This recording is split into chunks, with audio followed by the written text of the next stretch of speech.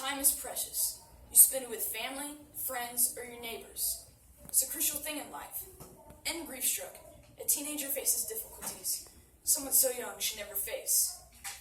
This is Grief-Struck by J.J. Jonas. Goodbye, Billy. Bye, Billy. Bye, Billy. It's time to say.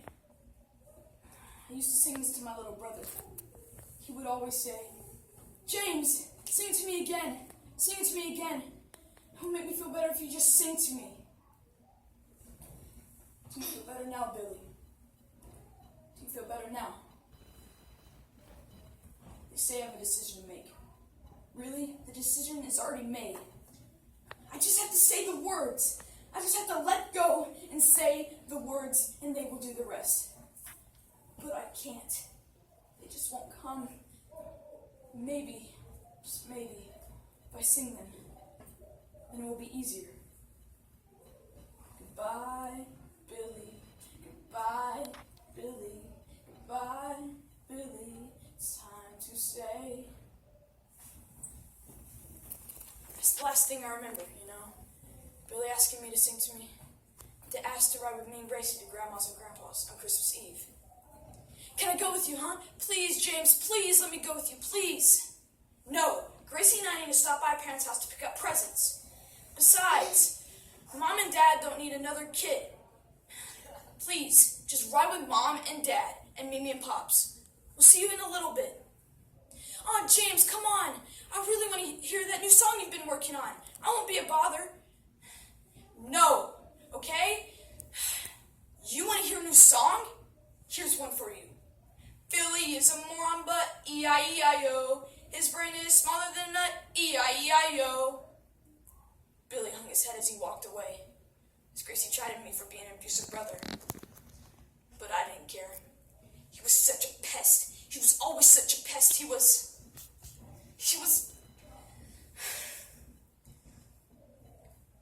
We headed over to Gracie's house. I never even told Mom and Dad goodbye. I remember the last thing I did as we backed out of the driveway. Billy looked back, and well, I shot him in the finger. His face sort of contorted in anger. He looked back, and he gave me the old shove it sign with his arm. I had to laugh. He had guts. He wasn't afraid of standing up for himself, even against his older brother. My mom was always after me to try to set an example for him. "You know that child worships you, James, so you better treat him with respect and set the standard. Little eyes are watching, James, so better watch your step." "I'm sorry, Mom. I didn't know what was going to happen that night. How do any of us know what's going to happen in the heartbeat of the next moment? One minute, you're joking around with your brother saying he has nuts for brains. And in the next moment, I'm sorry, Mom. I didn't know."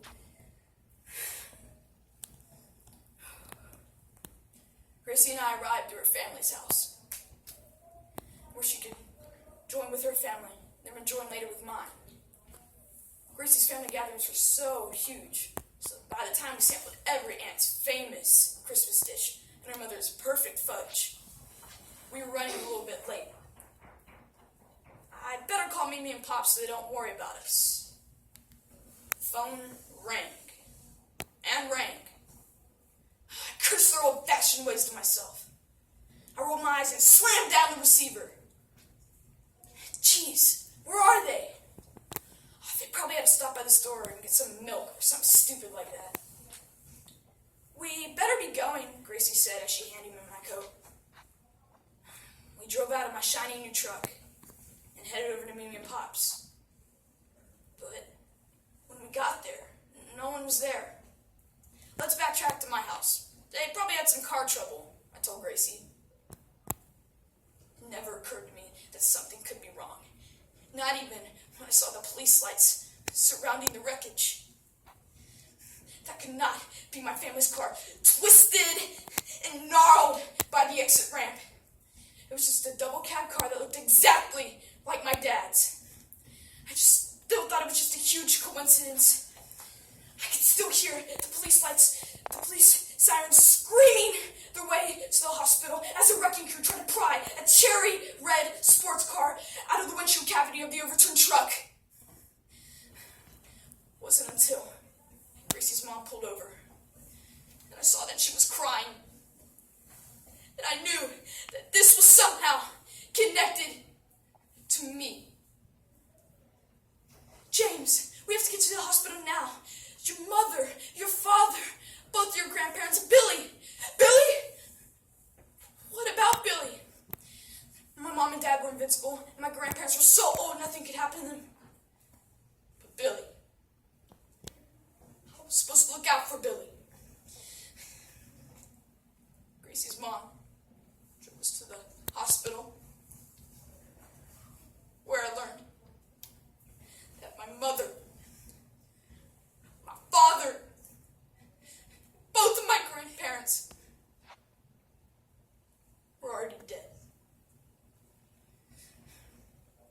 Just like that, my family wiped out. And Billy?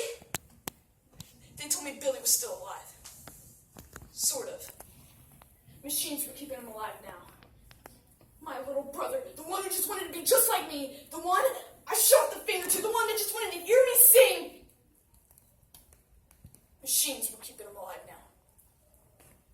And the doctor said it was up to me when to turn them off.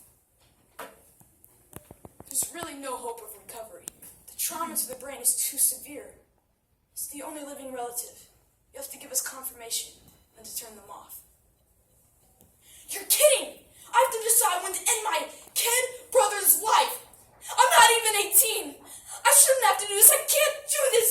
God, why'd you let this happen to me? I've never even been to a funeral, and now I'm planning 4? Wait, no, 5. Counting Billy's. Oh, God, just please, I can't do this. And the minister this morning told me it was God's will. Well, was it? Was it your will that someone got tanked by the freeway over the overpass perfectly timed to wipe out my whole family? Billy, I know I gotta let you go, but I don't wanna. By just taking you with me, we'd be going through this together, right now. Me and you, forever. Will you feel better if I sing to you?